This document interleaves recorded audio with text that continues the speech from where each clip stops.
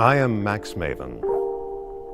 Of all the routines and effects that I have released, the single most popular is called wave. Now you tell me, did I remove the reds or the blacks? The reds. That's amazing, she's right. And then I'll put them both back inside the packet. So now there's one red queen face up, but is it the heart or the diamond? The heart. That's fantastic. She's right again. Now look, here's where imagination meets up with reality, because in reality there is one queen reversed in the packet.